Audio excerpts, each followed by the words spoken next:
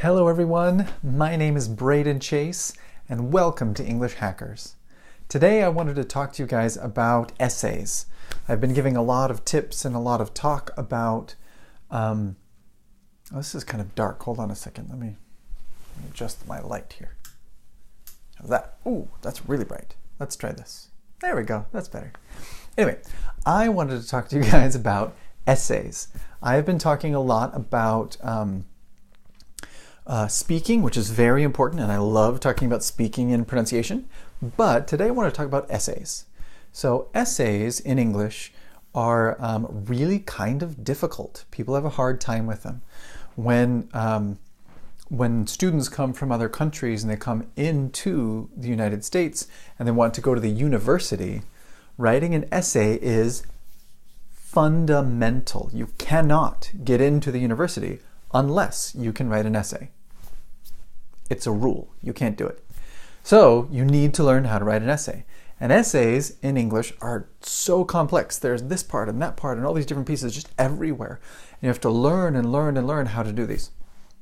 And I actually, when I first started as an English teacher, had I'm kind of a good writer just by my family. My mother has an English major and she's a poet, and we like words in my family, so I'm used to using words, and it was always something that was kind of easy for me.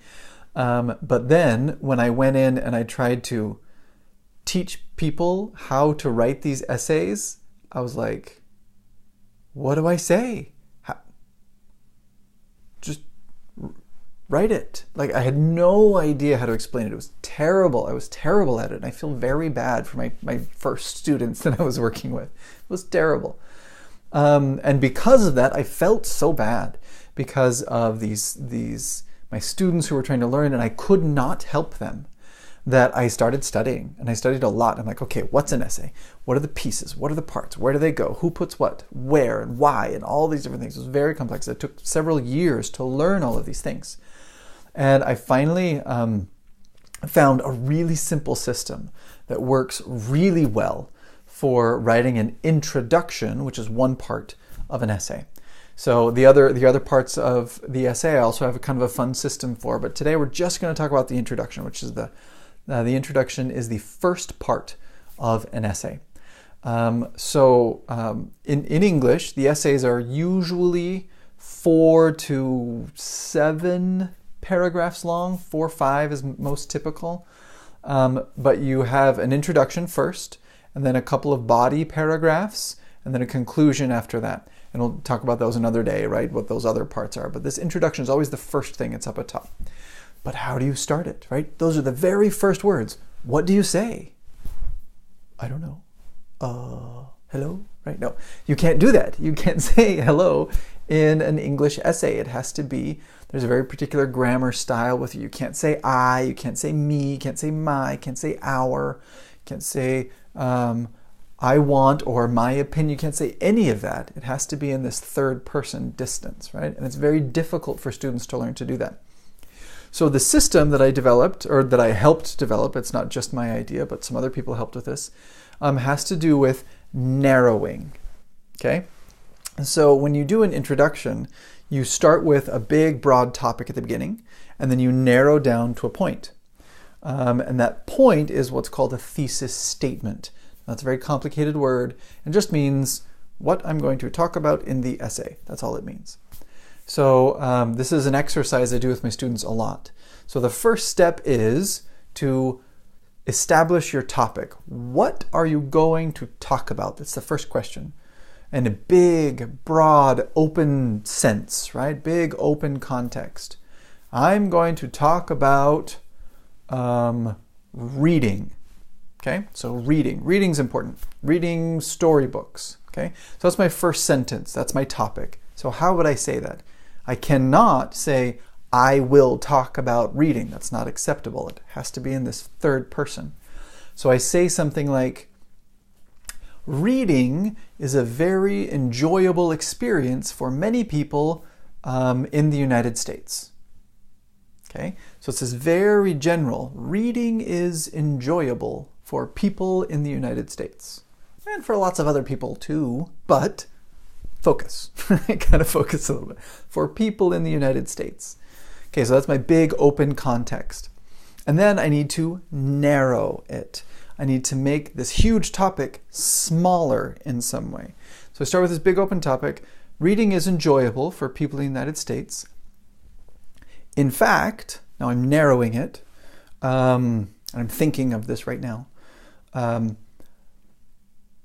There are particular types of reading, particular types of books that are more enjoyable than others.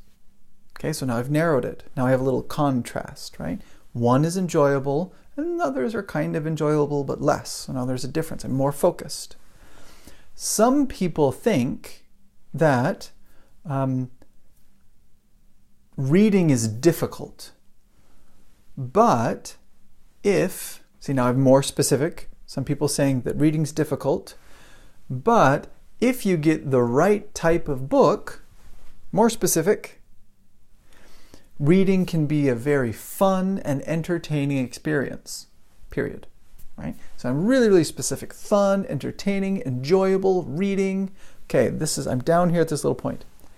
Now I'm all the way down to the bottom, down to my point, right? I've narrowed all the way in. Now I'm going to talk about, okay, what will I say in this essay? This is a very specific sentence structure called a thesis statement. And in this thesis statement, this last end sentence, I say something like, we're talking about reading, right? I would say something like, two of the most important, most enjoyable, right? That's our word. Most enjoyable types of books to read are fantasy and science fiction. Period. That's the end. That's the whole paragraph right there. So I started with reading is enjoyable in the United States, right? And then narrow it down to some books are more enjoyable than others. And I narrow it down. Some people don't like to read at all, but if you get the right book, very specific, the right type of book, now it's more enjoyable than not reading. And specifically, all the way to a point, if you read this type of book and this type of book, you will have a wonderful experience. Okay, so that's just the introduction. So the reason I say those two things right there, and I say it in that specific way, is because those two words, in this case, science fiction and what did I say? Science fiction and fantasy and science fiction, right? That order is important. The word that you put first is what your first paragraph is going to be about, and the word that you put second is going to be what the next paragraph after that is, right? So your first paragraph is the introduction, and then it says at the end, fantasy and science fiction. Then, so that word right there is fantasy, and the next one is, so introduction, fantasy, science fiction, in that order. So that's one really useful way to focus and to use to build an introductory paragraph. Lots of people say tell stories. Stories are great, and you can do this narrowing function through telling a story. But people often, I found, have a hard time creating the story, creating a story that's interesting. I remember when I was first starting to write essays, my introductory paragraph was like really big. I would write all these things and have all these really big words, and it would take me hours to write a single paragraph. And that you don't need to do that. You do not need to do that. An introductory paragraph should be so simple. Here's my topic. Let's narrow it a little bit. Here's some opinions about it. They like it. I don't like it. Whatever. Here's what I'm specifically talking about. Fantasy and science fiction books. Right. I'm making this up right now. There you go. And then you move on with the essay. And how to move on with the essay is a whole nother topic. We'll talk about that another day. But that's what you do. Narrowing to a point. Now, the word narrow I like because it's N. I should write this somehow on the screen. I don't know how to do that. Anyway, it's N-A-R-R-O-W. Okay? Narrow. So if you take off the N, sorry, do it this way. If you take off the N, then you have the word arrow, right? And the word arrow is like a bow and arrow, shooting bow and arrows. That arrow has a point to it, right? You're coming to a specific point. You are narrowing, you're coming to an arrow, you're coming to a point. It's my visual for you guys. That's what you're trying to do with this introduction. You start way big and pull it down to a point. So we'll talk about these essays and this essay structure and these tips in future lessons. But I hope this was helpful for you. It's something that so many of my students struggle with. How do we do this? How do we do that? And I myself had a really hard time learning how to explain it to students. And it's really good to look at different examples of this narrowing process. And we'll talk about that another day. But I hope you guys can learn how to do this, because if you want to study in the United States, you have to be able to write essays. You just have to. So I hope I can help you with that, guys. I hope this was a helpful little tip about building those introductions. Have a wonderful night, and I will talk to you another day.